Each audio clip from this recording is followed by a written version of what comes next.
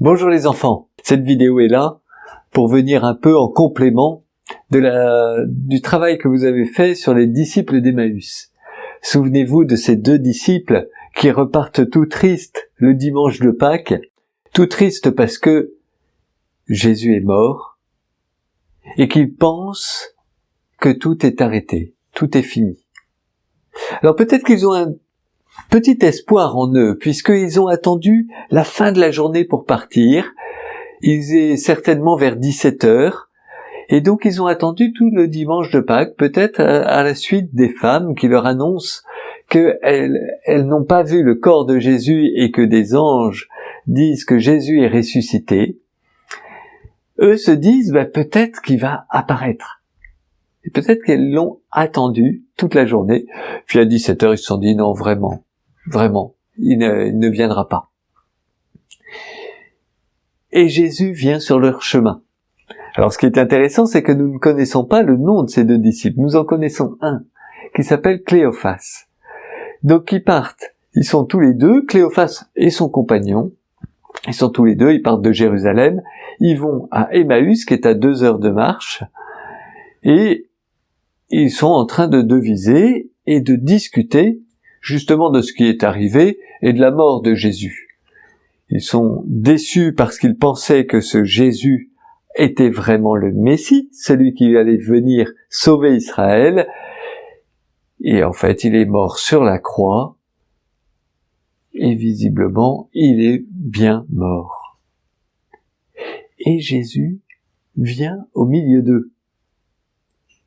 Et l'histoire est presque drôle. Comment se fait-il que Jésus ressuscité ne se fait pas reconnaître immédiatement d'eux? Non, il vient et il chemine avec eux. Et il va parler avec eux. Il va même leur demander, mais de quoi parliez-vous en chemin? De Jésus de Nazareth, tu n'es pas au courant? Ah bon, qu'est-ce qui s'est passé? Et il leur raconte tout. Ils vont raconter à Jésus tout ce que Jésus lui-même a vécu. Comme des témoins extérieurs. C'est drôle. Et ils vont même parler de leur espérance, que peut-être, parce que les femmes ont dit avoir vu un ange qui le disait vivant, eh bien que finalement, ils gardent au cœur un petit espoir que Jésus soit vraiment vivant. Mais leur décision de partir fait qu'ils ne reconnaissent pas Jésus. Ils ne peuvent pas le reconnaître. Leur cœur n'est pas ouvert et ils ne le reconnaissent pas. Alors qu'il est là, en train de marcher à côté d'eux, et qu'il leur parle. Et Jésus va leur dire, « Esprit sans intelligence, comme votre cœur est lent à croire tout ce qu'ont annoncé les prophètes. » Oui, parce que tous les prophètes annoncent ce que Jésus va faire, et annoncent cette mort et cette résurrection de Jésus. Notamment. Et notamment, nous avions vu cette année Noé. Et Noé est une figure de Jésus, une figure qui annonce Jésus. Souvenez-vous, Noé est ce seul juste sans péché. Eh bien, comme Jésus est sans péché.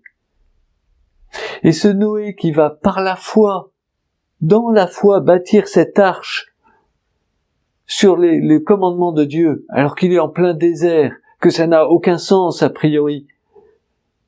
Eh bien, dans la foi, il fait la volonté de Dieu.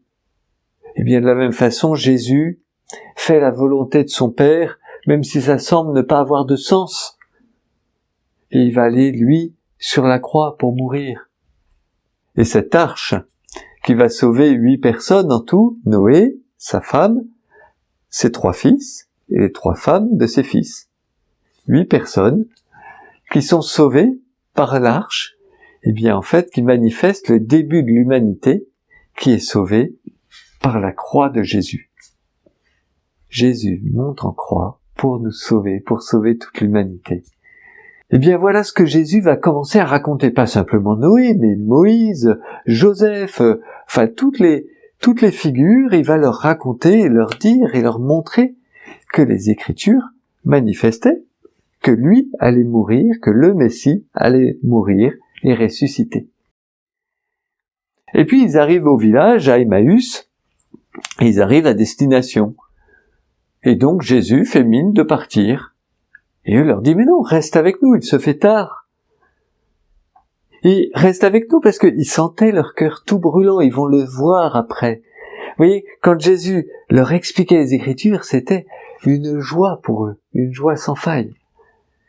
Et donc ils le font venir et ils dînent avec lui. Et Jésus, pendant le dîner, prend le pain, dit la bénédiction, prie son Père, le partage et le leur donne. Eux, certainement, sont peut-être un peu surpris que ce soit lui qui ait dit la bénédiction,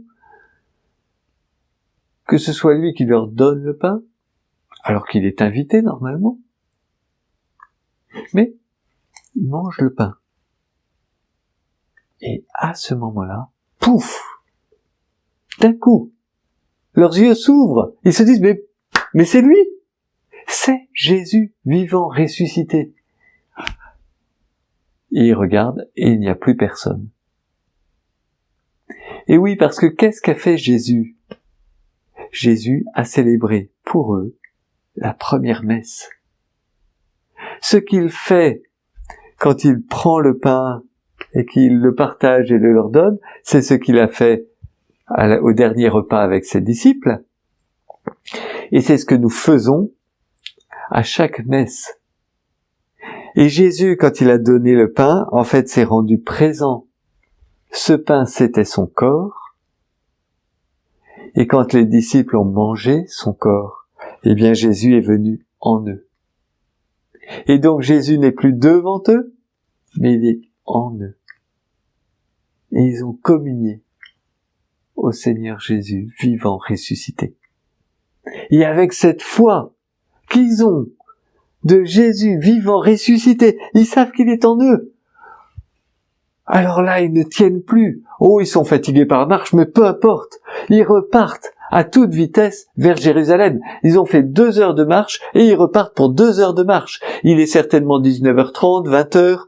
Ils vont arriver à 21h30, 22h à Jérusalem. Peu importe. Ils veulent dire aux disciples, mais nous l'avons vu, il était là. On a cheminé. Il a cheminé avec nous. Et il nous a expliqué les Écritures. Et il nous a donné son corps. Eh bien, voilà ce qu'ils vont annoncer aux apôtres, qui, en les voyant, leur dit, oui, il est bien ressuscité, puisqu'il est apparu à Simon-Pierre. Avant même que les disciples racontent leur histoire, eh bien, les apôtres savent que Jésus est vivant, ressuscité, puisqu'il est apparu à Simon-Pierre. Voilà cette histoire des disciples d'Emmaüs. Et nous pouvons être touchés par cette parole de Jésus, esprit sans intelligence, comme votre cœur est lent à croire à tout ce qu'ont dit les prophètes. Eh bien, prenons cette leçon, voyez, comme notre cœur est lent à croire. Alors, eh bien, disons au Seigneur aujourd'hui que nous voulons croire vraiment qu'il est là, présent, vivant, ressuscité. Alors tournons-nous vers lui, accueillons-le et demandons-lui eh bien, de nous faire brûler notre cœur à l'intelligence des Écritures et que nous sachions eh bien, vivre avec lui, cheminer avec lui en faisant le bien pour que les autres puissent découvrir par notre lumière eh bien, que Jésus est vraiment vivant, ressuscité. Tournons-nous vers le Seigneur. Au nom du Père et du Fils et du Saint-Esprit. Amen.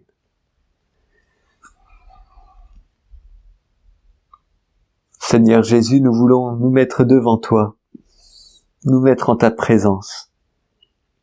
Tu chemines avec nous tout au long de notre vie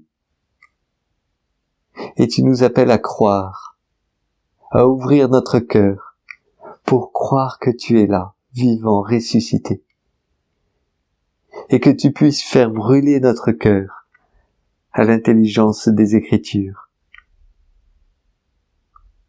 Alors Seigneur, nous voulons nous appuyer sur cette expérience des 2 disciples d'Emmaüs, de Cléophas et de son compagnon,